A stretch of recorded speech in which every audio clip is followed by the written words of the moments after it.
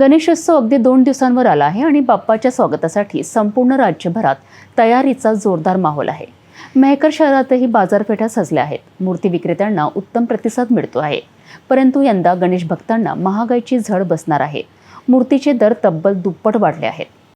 गणेशोत्सव म्हटलं की बाप्पांच्या मूर्तीचं आगमन, फुलांची सजावट आणि भक्तांच्या आनंदाचा उत्साह हे सगळं पाहायला मिळतं। मेहकरमध्येही हा उत्साह शिगेला पोहोचला आहे।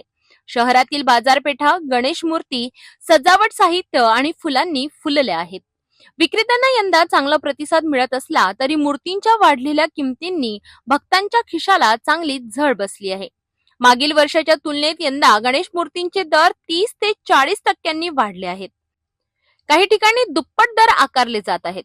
मूर्तिकारांच्या मते कच्च्या मालाच्या वाढलेल्या किमती, रंगकाम आणि वाहतूक खर्चांमुळे हा वाढीव दर आकारावा लागत आहे। त्यातच मेहकरमध्ये यंदा लालबागचा राजा या थीमवरील खास मूर्तीने भक्तांचं लक्ष वेधलं आहे। फुलांच्या विक्रीतही मोठी उलाढाल होत आहे।